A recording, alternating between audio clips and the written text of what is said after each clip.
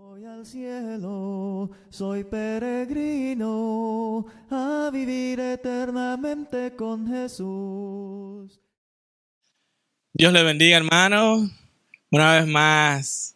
Wow, me siento muy gozoso, muy gozoso. Yo sé que suena cliché, mis hermanos, pero me lo van a perdonar. Y yo esta entrevista la estaba esperando. No, ni tanto, River.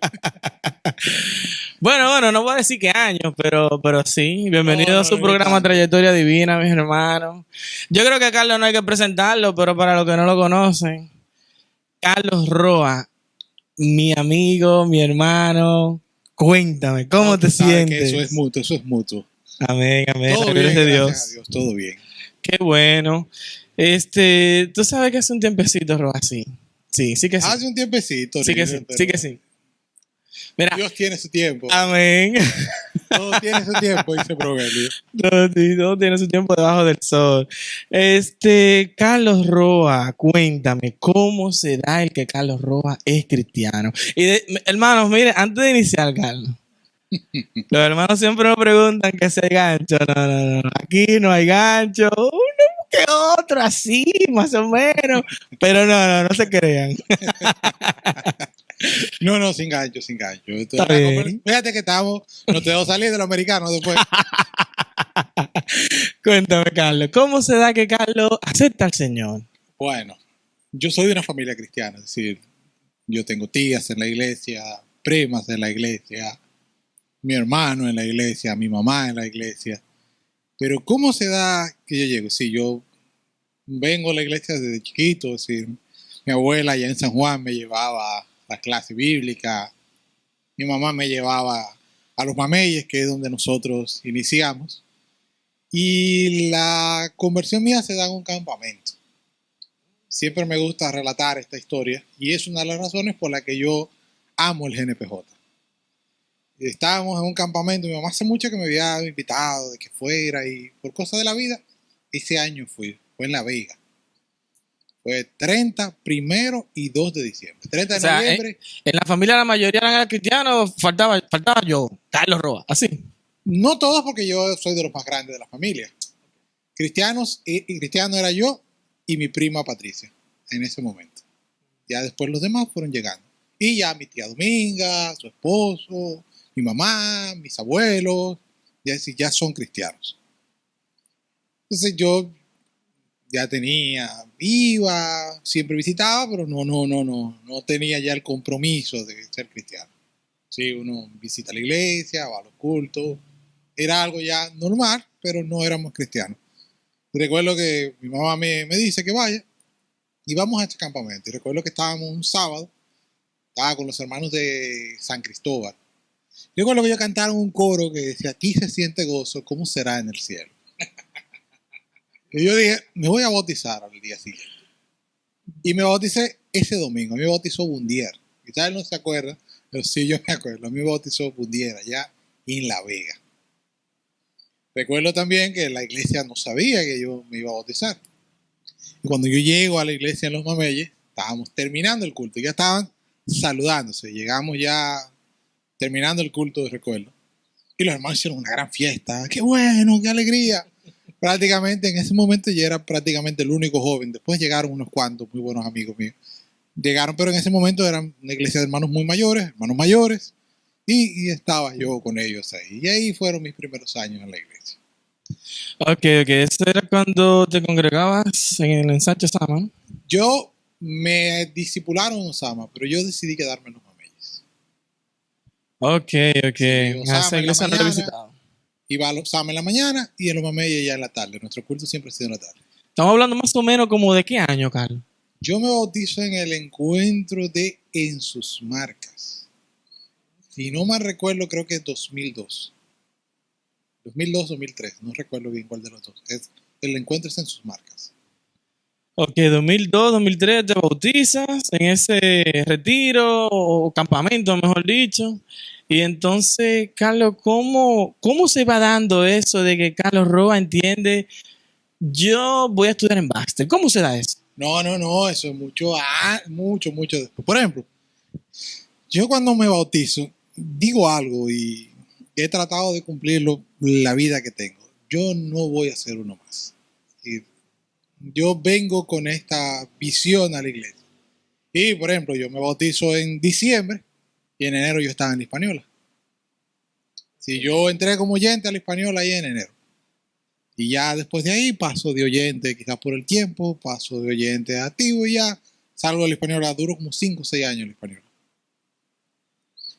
Baxter llega ya mucho después. Ya primero nos íbamos con un amigo. Las cosas como que no se cuajaron. Y ya después sí me voy con mi esposa. Ya de ahí se da la situación. Ok, sabe que cuando te conozco fue en la Hispaniola precisamente. Y modestia aparte, o sea, no di que pueda dudar a nadie, pero desde que te escuché, yo dije, no, este hombre sabe lo que No, dice. es que va. No, de verdad, eso fue lo que sentí. Este hombre, sabe lo que dice. Me retabas también, porque no es como, bueno, porque yo dije que era así, ya no. Investigan, al igual que Daniel Nin también. Pero pasan unos 5 años la Hispaniola y aún así piensas ir a Baxter a estudiar. ¿Cómo será eso lo que quiero comprender? Por ejemplo, el entorno en que yo me desenvuelvo, mucho de mi suegro es egresado de Baxter, de los de acá en la congregación, uno de los ancianos es egresado de Baxter, el hermano Pedro, y uno conoce, nosotros en la Hispaniola tuvimos también profesores egresados, teníamos Fausto Piña, que era egresado de Baxter, el mismo Pedro, que era egresado de Baxter, y hablamos con hermanos que también eran egresados, hermano Lucrecio, hermano Manuel Aquino. Aquí hay una cantidad de egresados, hermano Cristian, es decir, y uno va hablando y uno quiere seguir creciendo. En este momento, digamos que lo que está a la mano, y gracias a Dios que era lo que está a la mano, y lo que conocemos es Baxter, y nos hacen las gestiones, nos recomiendan, y gracias a Dios nos aceptaron. No supieron el error que cometieron, pero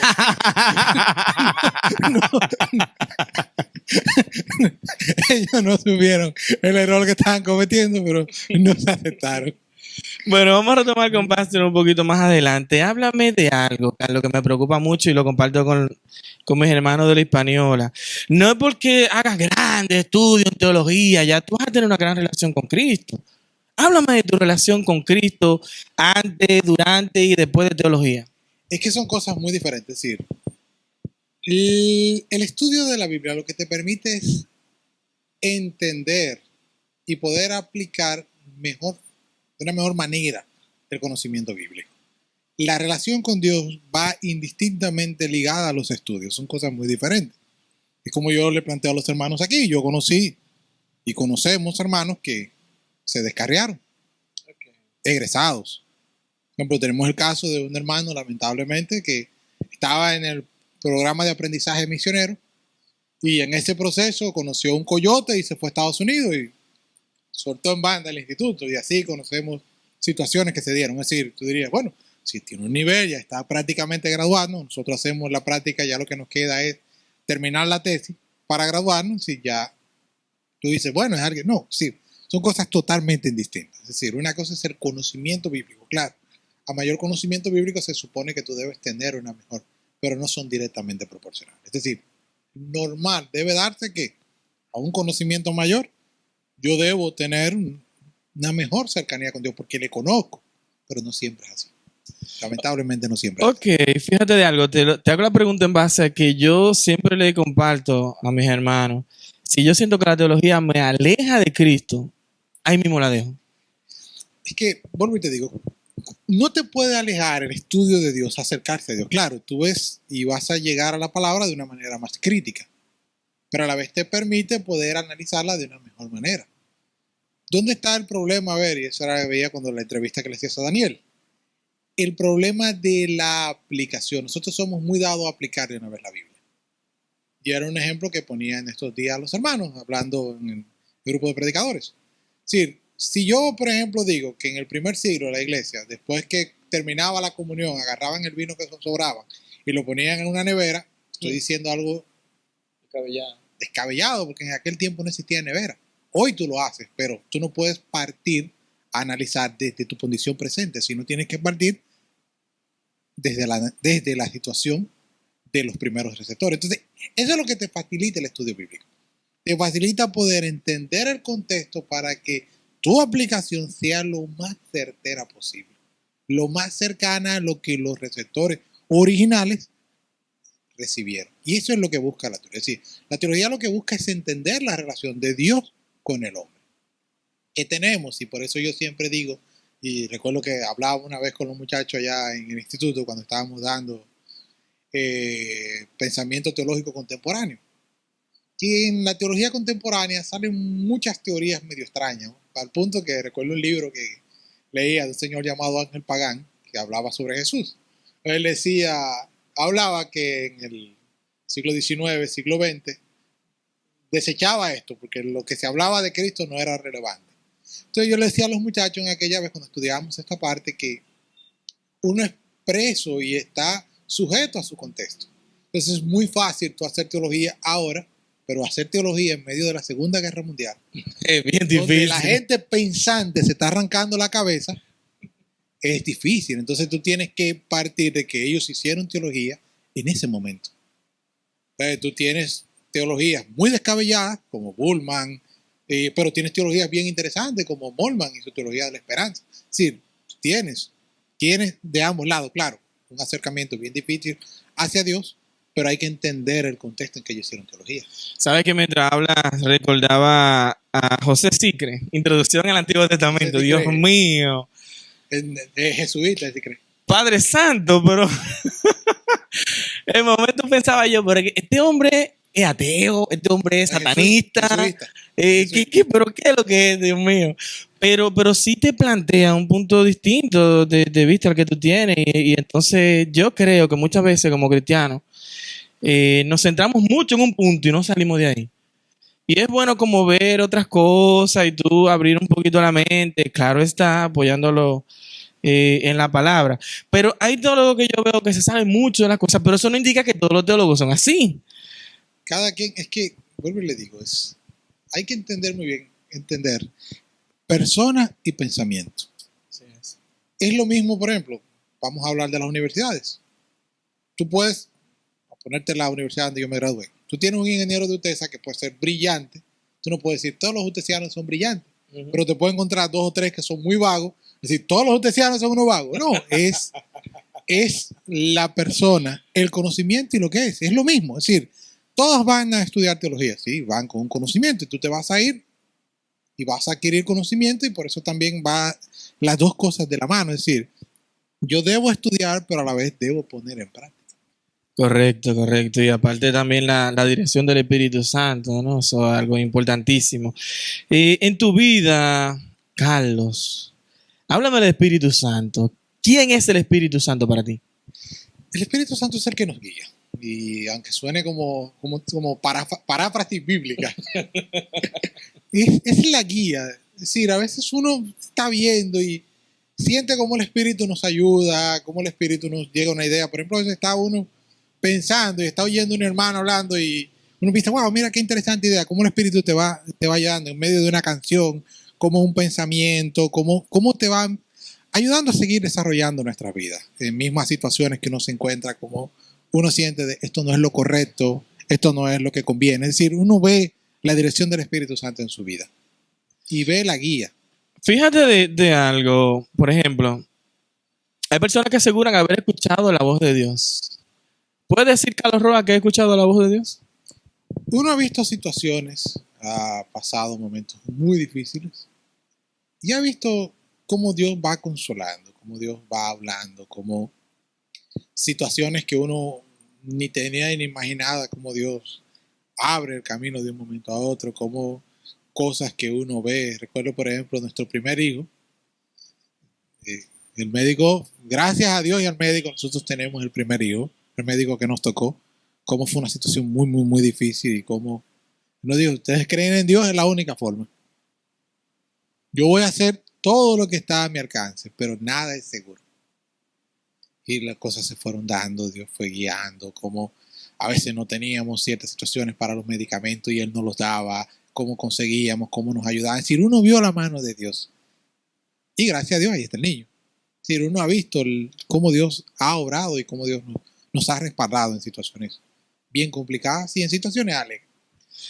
Una preguntita que yo le hago a personas que entendemos que son como muy duchos en el púlpito. Carlos, es esta. Antes de subir al púlpito, ¿te sientes nervioso? Uno está hablando la palabra de Dios. Es decir, yo no estoy hablando de deporte que me gusta o de política, que todos dominicanos somos como comentaristas deportivos y comentaristas No, políticos. y aprenden un poquito y ya son todos Sí, los nosotros somos comentaristas deportivos y comentaristas políticos, analistas políticos somos todos. Sí. No está hablando de la palabra de Dios. Claro, ¿cómo te digo? Es decir, uno tiene tiempo y a medida que uno va adquiriendo cierto conocimiento, va aprendiendo de cierto manejo, va, digamos que adquiriendo experiencia. No es lo mismo, recuerdo mi primera predicación allá cuando empezamos, que ahora uno tiene ya cierto manejo y tiene ciertas situaciones que ya ha ido aprendiendo y ha ido manejando, no es lo mismo. Y sí ha ido dando, por ejemplo, yo recuerdo cuando inicié y me acordé cuando estaba haciendo la entrevista a Dan de cómo era la vida y así más o menos era también el tiempo y así se daba la vida. Yo recuerdo que te digo, me empezaron a discipular en Osama, compartí en Osama, pero vi que en Osama me iba a ser muy difícil desarrollarme por la cantidad de hermanos que había. Muchos hermanos de mucha experiencia en ese momento. Entonces me voy a los Mameyes donde sí me van a dar más participación, donde sí voy a poder seguir predicando, donde sí voy a desarrollar.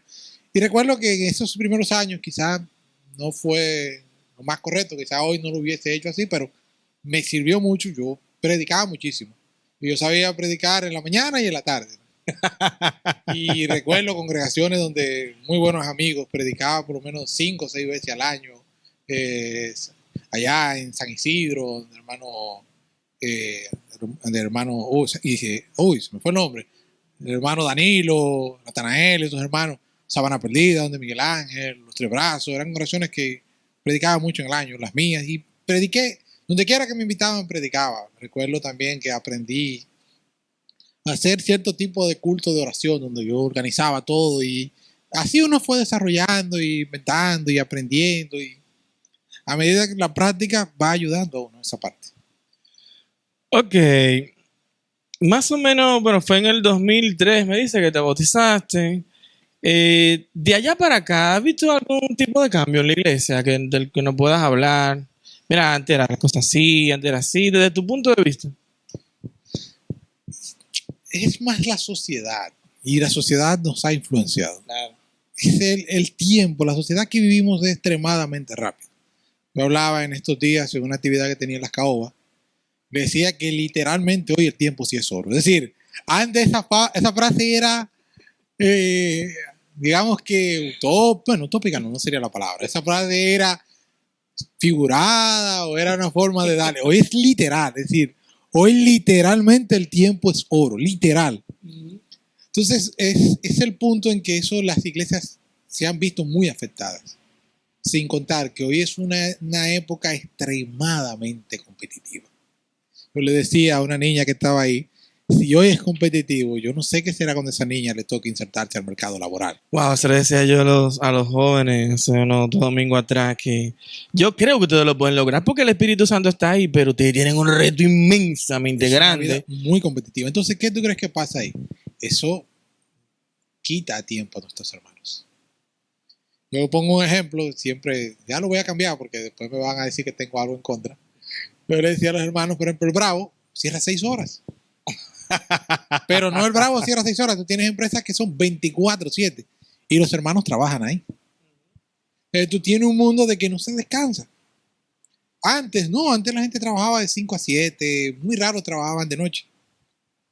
Entonces eso te daba más tiempo en la congregación y yo viví una época muy bonita. Hacíamos campañas congregacionales, hacíamos trabajo, es decir, la iglesia se daba. Quizás eso también, quizás nosotros mismos lo que hemos enseñado, no hemos transmitido esta parte, pero la sociedad en que vivimos ha complicado las cosas y eso se ha visto de una manera u otra permea a la iglesia. No, es que nos quita el tiempo. Es decir, lamentablemente tenemos muchos hermanos. Ahora, sí es digamos, de aplaudir la labor que están haciendo los hermanos evangelistas, por ejemplo. Es decir, uno quisiera dar más tiempo a esta parte, es decir, el crear el evangelio, el tomar tiempo para reunirse, el tomar tiempo para planificar, el ir a los lugares, es decir, son cosas que yo no las vi antes. Y empezaron yo estando fuera del país y la gente me decía, wow, qué bonito lo que está haciendo en tu país. Y me daba pena de que yo no pude ser parte de esto. Daba dolor. Empezaron sin mí. Sí, empezaron sin mí, recuerdo, los Se va la guagua, son 2012, por ahí empiezan, si no me recuerdo. Y recuerdo que un hermano me dijo, qué cosa más bonita lo que está haciendo en tu país. Y yo, sí, gracias a Dios. Lástima que no estamos allá, pero son cosas que se dieron. Recuerdo que hacíamos campañas sectoriales, en el GNPJ hicimos varias veces esta parte. Nos íbamos estábamos con congregaciones de la zona. Ejemplo, recuerdo que trabajé en una que era Osama, Los Tres Brazos, Barrio Puerto Rico y Los Minas. Hicimos ahí en Moisés la campaña y evangelizamos durante la zona de ahí como congregaciones, representantes de cada una de las congregaciones. Es decir, eran situaciones que se daban. Recuerdo que hacíamos tardes de clamor. Es decir, la iglesia se trataba de mantener activa no congregacionalmente, sino a un nivel general. Y esa cosa se ha ido perdiendo un poquito. Eso sí, lamentablemente, la recuerdo de la Semana Juvenil de las Caobas, eso era un boom. Oye, todas las congregaciones de la zona iban a las Caobas. Eran una semana entera de congregaciones, invitaciones a predicar. Era algo que todos nos llamaba la atención, y las semanas juveniles.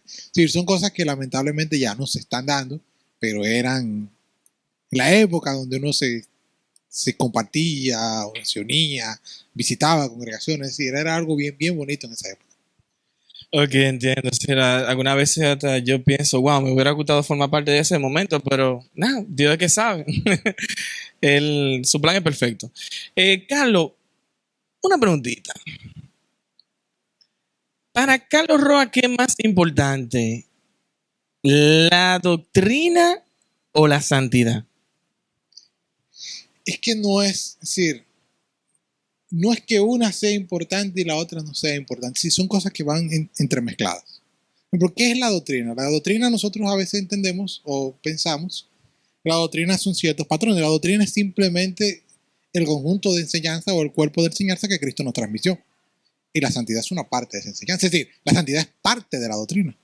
Es parte del cúmulo de enseñanza que los apóstoles enseñaron. Sí, la doctrina no es solamente recordar la muerte de Cristo Jesús. La doctrina no es solamente el bautismo. La doctrina no es solamente no cantamos con instrumentos. No, eso es parte de la doctrina. Ahora, el cúmulo de enseñanza de que yo debo venir y vivir en santidad, de que yo debo buscar cada día seguir creciendo, de que yo debo predicar el evangelio, eso es parte de la doctrina, porque es el cúmulo de enseñanza. Es decir, doctrina es toda esa enseñanza que Dios nos ha transmitido. Entonces, van de la mano, totalmente de la mano. Ok, hay quienes entienden que la doctrina es que Cristo Jesús murió en la cruz, ¿verdad? Por cada uno de nosotros y pues nos ha limpiado de todo pecado. En eso se cimenta todo, y que sin eso ninguna doctrina viene a ser doctrina, porque entonces un paquito que estás leyendo, si no se cumple que Cristo Jesús resucita de los muertos. ¿Qué piensas de eso? Bueno, Pablo nos lo dice claramente. Sí, nosotros nos cimentamos en Cristo Jesús. Pablo nos dice que si Cristo no resucitó, vana es nuestra fe. Sí, la resurrección de Cristo está cimentada nuestro cuerpo doctrinal en Cristo. Sí, claro, sabemos que Cristo es la revelación máxima de Dios. Cristo nos reveló al Padre. Bueno, el Hebreo nos dice, Dios habiéndonos hablado de muchas maneras en estos postreros días, nos habló por el Hijo, el cual es la imagen misma de su sustancia, es decir, Dios mismo. Cristo es la representación de Dios, es la manifestación máxima de Dios hacia los hombres. Ahora, cuando Dios nos habla por Cristo, nosotros nos cimentamos porque Cristo es el que nos lleva al Padre, si Cristo es el que sabe el camino hacia el Padre. De ahí entonces el basarnos en Cristo, el cimentarnos en Cristo es lo que nos da cercanía hacia Dios. Nadie ha visto al Padre sino el Hijo. Solo hay un mediador entre Dios y los hombres. Solo hay un camino entre Dios y los hombres, Cristo. Por ejemplo, en el Antiguo Testamento todos sabemos que la relación por Dios siempre fue entre mediadores. Tenemos el profeta que era de Dios hacia el pueblo. Y tenemos el sacerdote que era del pueblo hacia Dios. Por eso tenemos que Cristo es profeta y sacerdote. Es decir, Cristo cumple las dos funciones, del hombre hacia Dios y de Dios hacia el hombre. Cristo nos da esa unión. Al tener esa unión, Cristo cimienta todo. Por eso Pablo nos dice, si Cristo nos resucitó, comamos y bebamos, y mañana vamos a morir. Es decir, ahí está todo. Sí, yo creo que de una manera más irónica y más sencilla Pablo no lo puede decir. Cristo nos resucitó, comamos y bebamos que mañana moriremos. Estamos perdiendo el tiempo aquí. Si Cristo nos resucitó. Ahora, como Él resucitó, tenemos una esperanza viva. Amén, y no cualquier esperanza. Retomemos un poquito con Baxter, Carlos. Dice, lamentablemente me aceptaron. ¿Cómo es eso? ¿Cómo fue tu vida en Baxter? Si les recomendarías a alguien que vaya a estudiar, algo así. Háblame un poquito de eso. Bueno, quizás nosotros no conocemos la dimensión de lo que es Baxter en nuestro país. Recuerdo cuando la segunda entrevista que tú le hiciste a Daniel te decía todo el proyecto que tenía para la Hispaniola. Baxter es eso y un chin más. Es decir, todo lo que Daniel quiere lograr en la Hispaniola, Baxter es eso y un poquito más. Si Baxter es la asociación Amicus. La asociación Amicus, nosotros conocemos el instituto, pero Baxter pertenece a la asociación Amicus. La asociación Amicus es programa odontológico, la asociación Amicus es programa médico, la asociación Amicus es programa nutricional, la asociación Amicus es escuela vocacional, la asociación Amicus es Hope to World, es una entidad que se dedica a hacer prótesis. Baxter es campañas evangelísticas y campañas médicas, es decir, Baxter es inmenso lo que tiene, claro, son 50 años. Son 50 años. Bueno, en aquel momento, ya Baxter tiene que tener unos 53, 54 años. Cuando yo me gradué eran 50 años. Entonces, sí, es mucho el tiempo que tiene. ¿Qué es Baxter? Bueno, a sinceridad, Baxter es una de las mejores cosas que nos ha pasado, tanto a mí como a mi esposa. Lo que uno logró aprender, lo que uno logró vivir, lo que uno logró... Fue como vivir en una burbuja 4 años. Es decir, nosotros vivimos prácticamente en una burbuja y uno siente características, uno siente el amor, el aprecio. Por ejemplo, yo soy egresado de 2 alma mater en este país y yo no siento el aprecio que siento. Es decir, Entiendo el punto. la alegría que siento, por ejemplo, de escuchar el himno a Baxter. Sí, por ejemplo, yo recuerdo que cuando, voy a compartir algo, cuando yo me gradué, a mí me tocó el discurso Vale Victoria. Entonces yo lo que hice fue que tomé el himno a Baxter y del himno hice mi discurso. Y recuerdo, le decía que yo me sentí baxteriano, no cuando me dieron el uniforme, el primer día que tú te pones tu corbatica roja y tu camisa blanca, no cuando me aceptaron, sino me sentí baxteriano, quise ser baxteriano cuando hubo en esa época, cuando yo entré, primer año, un encuentro iberoamericano que se celebró en Baxter. Y un grupo de egresados quisieron motivar a los egresados, sí, a los estudiantes. Y recuerdo que en ese momento estaba el que fue el escritor del himno Baxter. Se llama Marlon Grande. Y un señor llamado Javier de León, que es siempre muy ligado a las misiones en América, Javier. Y recuerdo que le preguntaban unos cubanos, después que él terminó dando la institución, nos juntamos aparte con él. Y le preguntamos que en qué lo inspiró para hacer el himno Baxter. Y él dijo, simplemente yo escribí Baxter y empecé a plasmar todo lo que uno vive en Baxter. Sí, así nos dice que él hizo el himno. Él escribió Instituto Baxter, por eso la empieza, integramos una I. Y él así creó el himno Baxter. Y uno siente lo que es Baxter en el mismo himno. Entonces, yo quiero ser parte de esto.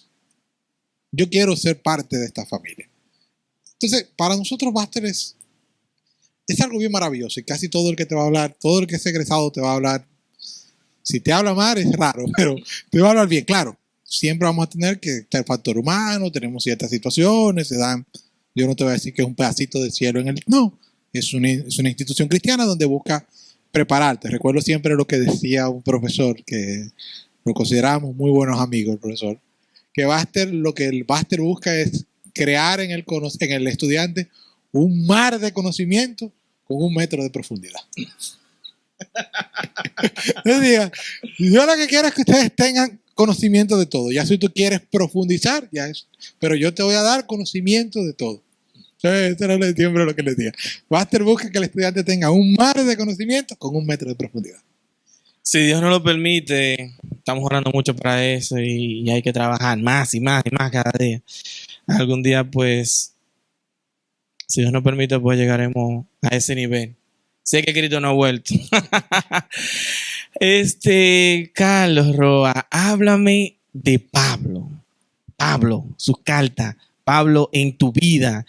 ¿Cómo te influencia? ¿Cómo ves a Pablo? Háblame de Pablo. Bueno, Pablo creo que nos influencia a todos. Dicen algunos críticos de la Biblia y bueno, los que estuvieron en el encuentro de evangelistas vieron que Roberto Álvarez Hablo de esta parte de que para algunos van a decir que Pablo es el creador del cristianismo. Otros van a Hay muchos decir, teólogos que piensan así. otros te van a decir que Pablo escribió la mitad del Nuevo Testamento e influenció la otra mitad. Ahí sí somos quizás un poquito más aparte. Es decir, tú ves la influencia de Pablo en muchos escritores del Nuevo Testamento. Y ahí el punto de Pablo, yo estudiaba en estos días aquí en la congregación, de cómo Dios hizo cada cosa, y a veces nosotros no entendemos esta parte. ¿Por qué Dios no envió a Pedro a predicar a los gentiles? Fuera de la visión que tenían los judíos, y uno mira las cartas y mira el libro de los Hechos, se va a dar cuenta de la visión que yo tenía, también está el conocimiento. ¿Por qué Dios no envía a Pedro? Porque Pedro no tiene el conocimiento para los gentiles. Si uno mira, por ejemplo, el discurso de Pablo en el Areópago, Pablo te cita así, filósofos griegos. Pablo tiene conocimiento de escritores, por ejemplo, de Galacia. Sí, es alguien que tiene conocimiento, es un doctor de la ley. Es alguien que va a hablar, y yo he dicho que no hay un llamamiento en la Biblia más claro que el de Pablo. No, y como se preparó para el Areópago, ¿verdad? Que tú lo ves prácticamente como un filósofo, ¿eh? Entre ellos ahí. O sea, conocía de ellos para poder predicarle a ellos. Esa forma en que introduce cuando va caminando por la ciudad, para mí, wow. Y quizás uno que no sepa de filosofía, pero cuando Pablo está citando, como uno de sus filósofos dijo, en él somos y en él nos movemos, está citando un filósofo. Si no más recuerdo a Genofontes. Sí, está citando filosofía. Mira, que de no ser así, para ellos... No lo hubiesen dejado entrar. No. No lo hubiesen dejado entrar. Sí, Pablo aplica un conocimiento previo para el conocimiento de Cristo. Es decir, no es que el Espíritu Santo no lo está dirigiendo, pero él tiene un conocimiento previo. Entonces, les decía a los hermanos que a veces nosotros cometemos el error que Dios no hizo. Dios no envió a Pedro a Atenas, sino lo envió a otro lugar. Nosotros enviamos a Pedro a Atenas y enviamos a Pablo a otro lugar.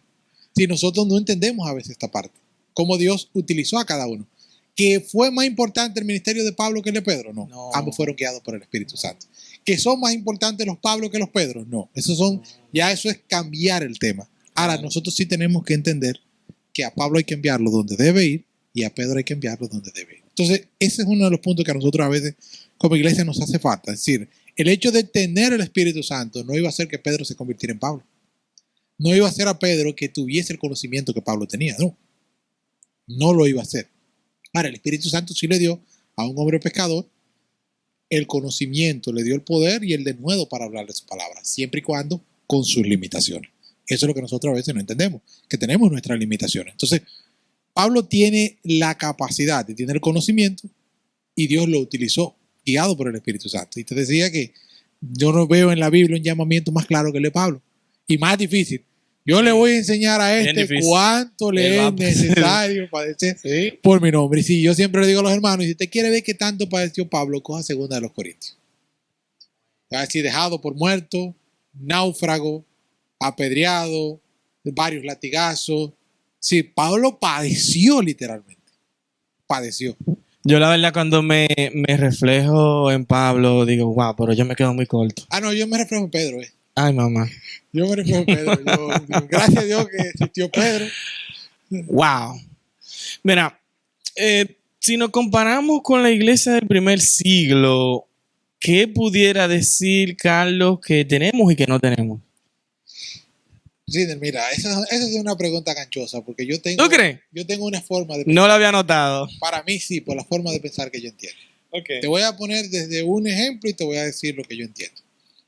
Si tú fueras a comparar un matrimonio, ¿a quién tú compararas? ¿A uno que están recién casados o a uno que tienen 70 años casados? ¿De quién tú vas a buscar el consejo?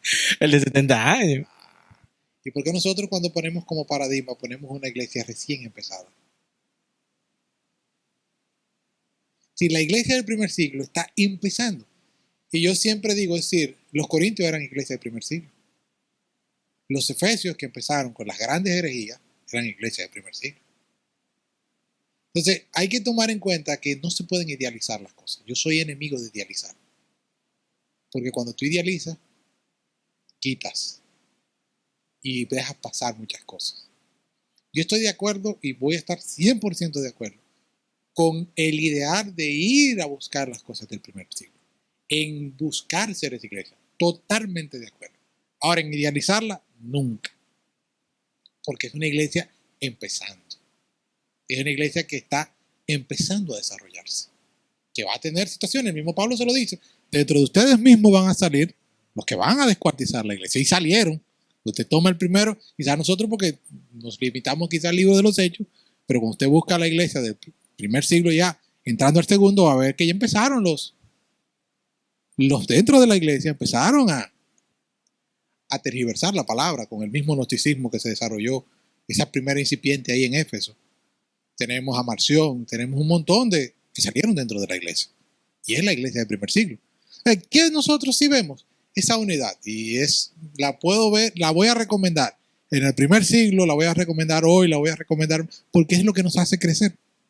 Pero idealizar, no, yo ahí, por eso te digo, para mí es ganchosa. No, porque yo no idealizo la iglesia del primer Yo siglo. entiendo el punto, porque por la puerta de la iglesia puede entrar cualquiera, como decíamos ahorita, puede entrar cualquiera, y no hay un escáner en la iglesia que te diga, mira, tú no, porque estás haciendo, o sea, y Cristo Jesús, por medio, o sea, el Espíritu Santo es que nos limpia de todo pecado cuando venimos al arrepentimiento, ¿verdad? Por la sangre de Cristo.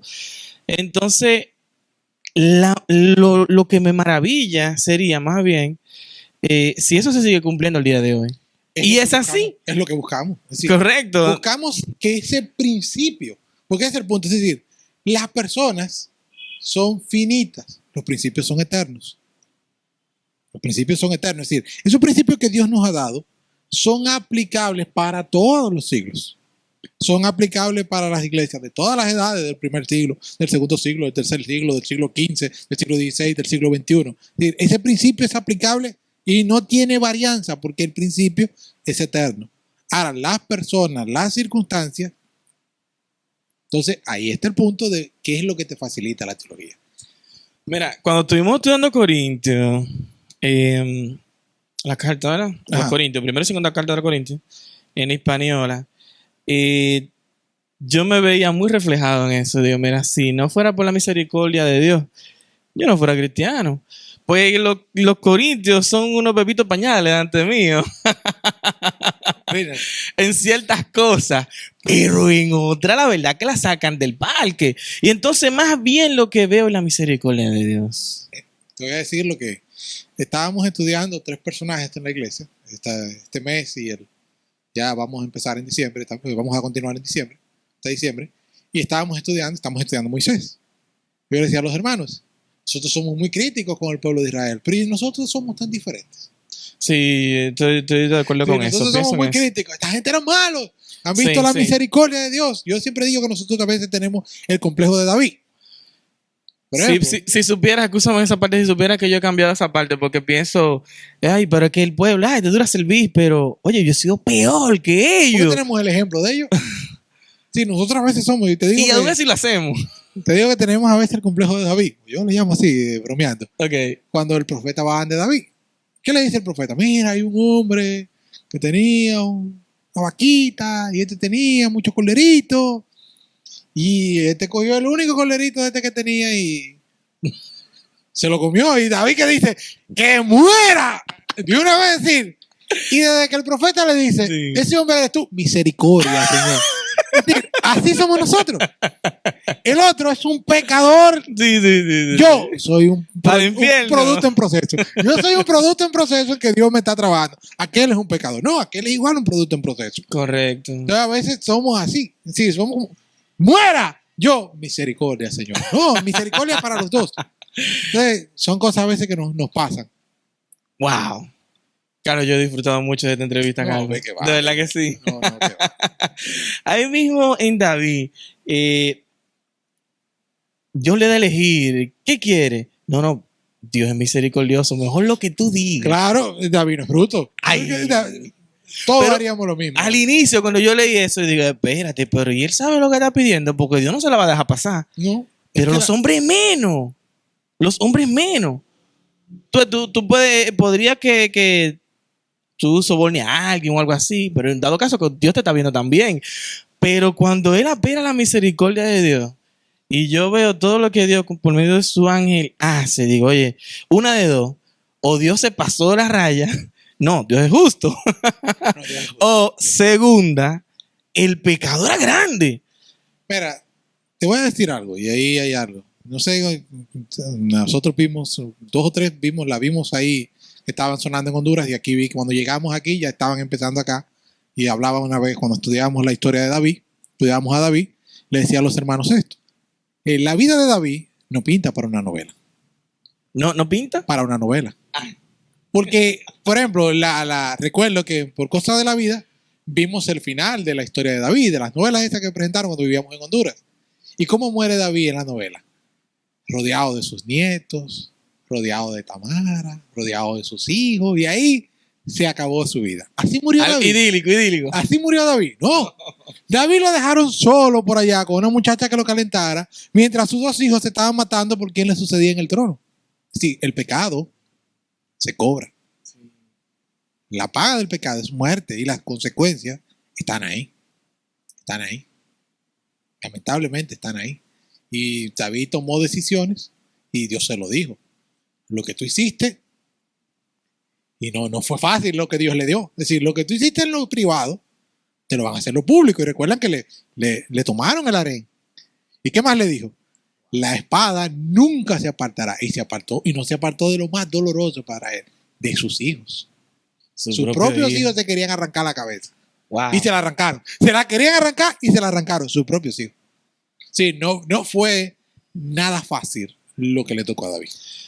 Carlos, no sé si esta pregunta no se te resuene o te haga algún sentido, pero ¿hacia dónde tú ves que se encamina la Iglesia de Cristo en República Dominicana? Bueno, yo veo hacia el desarrollo. Yo vuelvo y te digo, yo nunca voy a creer que hay protagonistas y no, simplemente somos instrumentos. Yo a veces oigo esta parte de que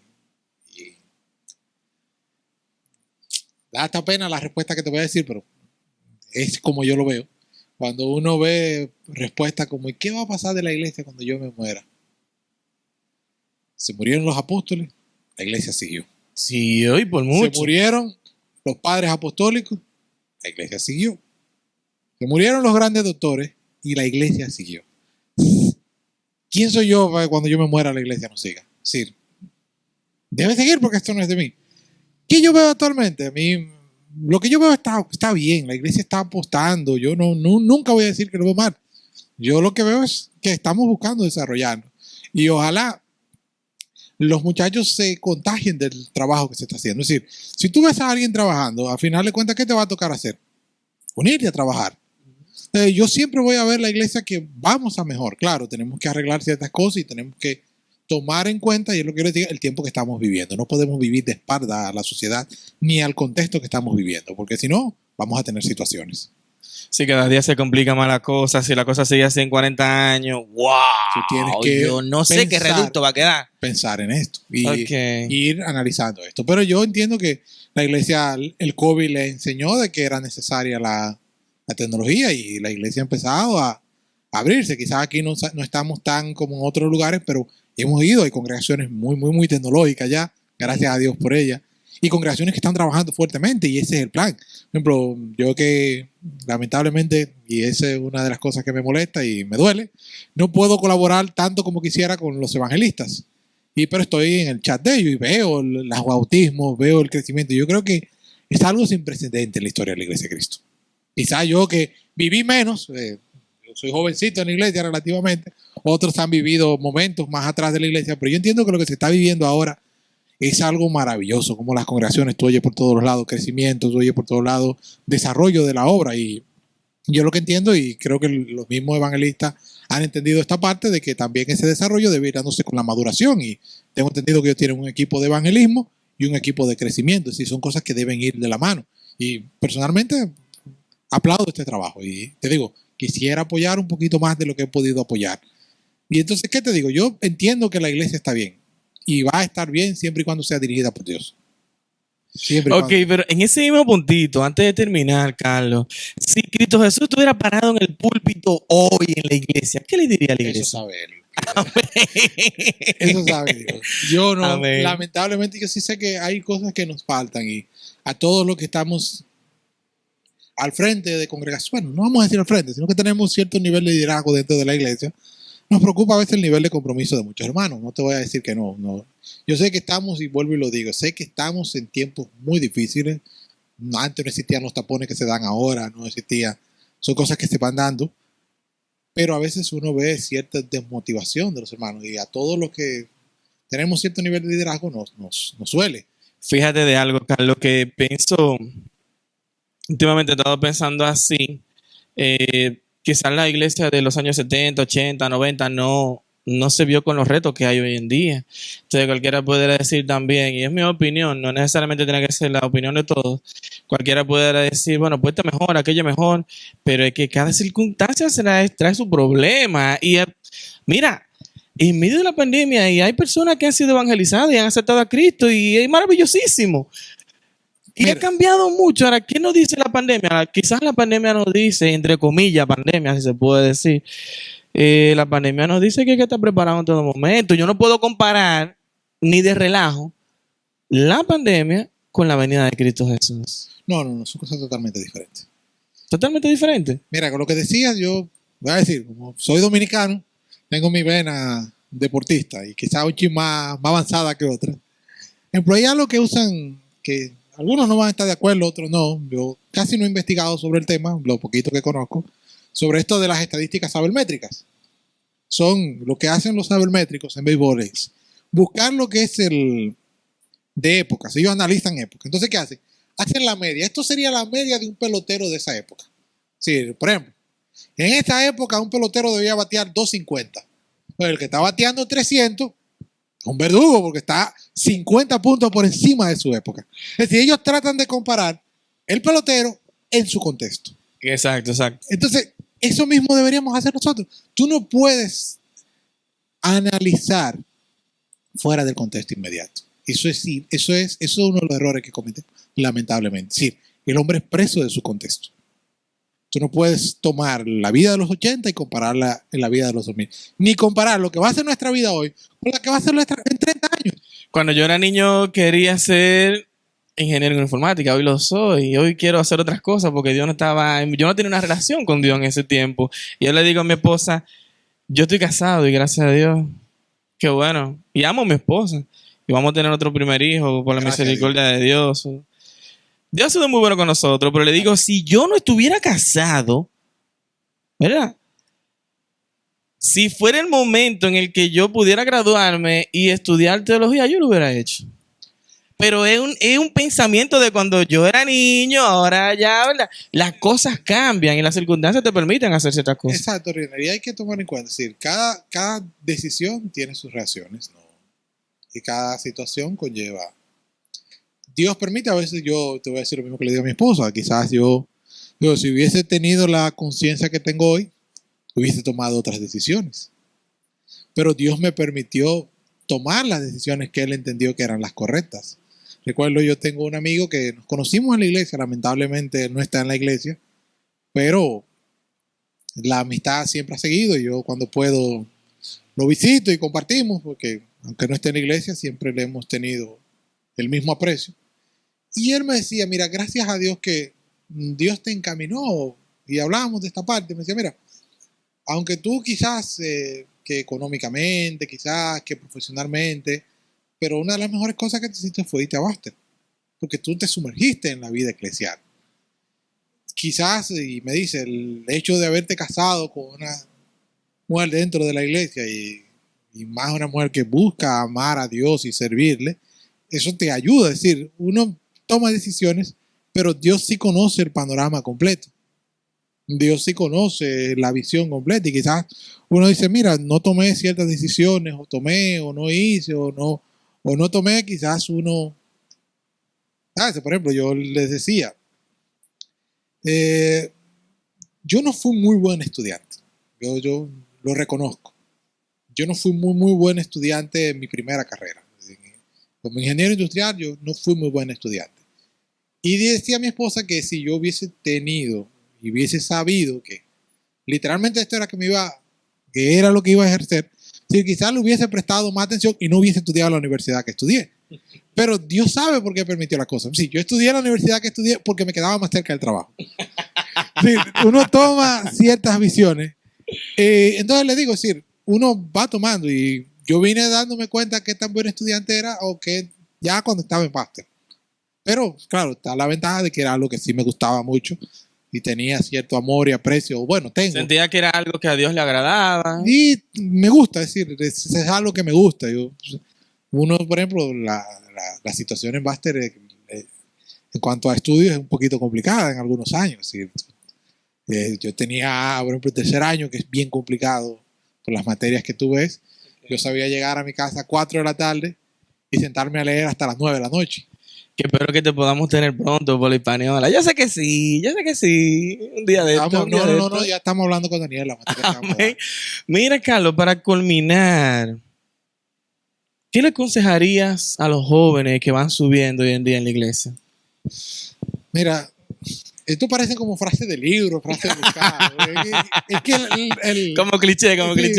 Es que el mismo consejo es siempre, hay que amar a Dios. Sí, hay que buscar a Dios. Dios sabe, es decir, uno tiene una visión, uno quiere hacer cosas, pero lamentablemente muchas personas, sus decisiones, muchos de mis amigos dentro de la iglesia, las personas con que yo me desarrollé, muchos no están, lamentablemente. Como te dije, yo realengué mucho, diría una palabra muy dureña de mi mamá. Yo realengué mucho, es decir, yo visité muchas congregaciones, pude predicar en muchos lugares. Y eso me hizo conocer muchos amigos, muchos hermanos de la iglesia, personas a las que apreciamos y conocemos muchas congregaciones y pudimos compartir. Entonces, eso es algo que me ayudó bastante a mí en el desarrollo de la iglesia. Es decir, mis amigos estaban en la iglesia, que muchos ya lamentablemente por situaciones, ya estando adultos, no están, pero están en la iglesia y el mismo hecho de servir, es como decía un amigo, quizás uno no lo ve así, pero en cierto sentido tiene cierta cara y dice, tú por el compromiso que tienes, piensas antes de hacer las cosas. No siempre, hay algunos que no lo piensan y lo hacen. Nosotros conocemos predicadores, conocemos gente de mucho que se ha caído. Sí, no, pero es algo que te da porque tú estás ocupado. Sí, tú tener la mente ocupada en buscar agradar al Señor te va a alejar de ciertas situaciones, te va a alejar de ciertos momentos en que puedes faltarle a Dios. Y sabemos que la vida está complicada y sabemos lo demandante que es el mundo, pero hay que darle prioridad a Dios. Amén. La gloria sea de Dios en todo lo que hagamos. Carlos, mi hermano, 1.000.000 de gracias por tu tiempo. No, hombre, Tú piensas que no, pero yo sé que esta entrevista va a ser de edificación para algunos hermanos, fortalecimiento a su fe, que es el propósito de esta entrevista y glorificar a Dios siempre en todo lo que hagamos. Gracias por tu tiempo y que Dios te bendiga mucho, mi hermano, y también a tu familia. Amén. Solo, Riner, que vuelvo y te digo, es decir, y he visto, la teología no es mala, no, para nada, es decir, la teología lo que te va a llevar es a conocer a Dios. Amén. Es acercarte a Él. Así es. Tú vas a tener en ese proceso personas que, por ciertas situaciones, por ciertas dificultades, por ciertos momentos, han analizado y han interpretado a Dios de una manera errada. No todos lo hacen así. Y no todos, y nosotros mismos hemos tenido también situaciones, porque somos influenciados. Recuerda cuando estudiamos hermenéutica, cómo cada uno interpretó, recuerda el caso de Pinocho, el caso de el nacimiento, cómo cada uno interpreta desde su concepción. Entonces, lamentablemente, llenaron espacio, que yo dije, pero ¿y esta gente? ¿De dónde sacan esto? Su concepción. Nosotros tenemos una concepción y a veces creemos que esta es la única, ¿no? Por eso, de acuerdo, solo hay una interpretación. Una. Aplicaciones, millares de aplicaciones. Porque cada uno está viviendo una situación diferente. Sí. Cada uno está viviendo situaciones y la palabra, esa es la ventaja, que esa aplicación es individual a cada uno de nosotros. Ahora, la interpretación sí es una. Y eso es lo que busca la teología, o es lo que busca la interpretación, la enseñanza bíblica.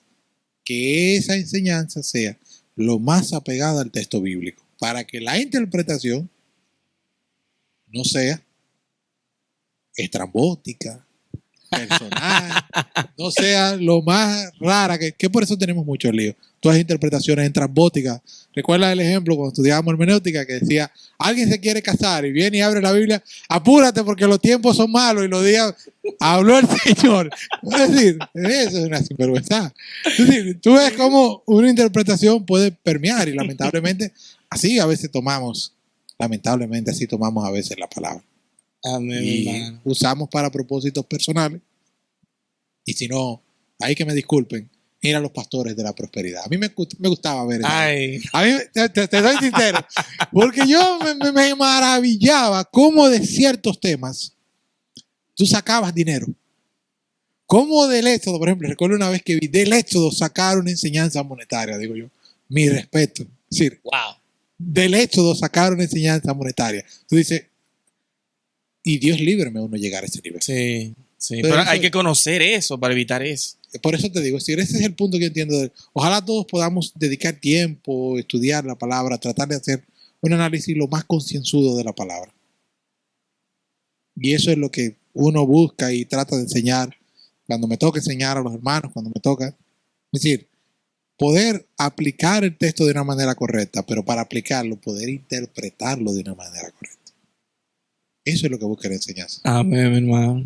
Carlos, 1,000,000 de gracias, mi hermano. No, Riner.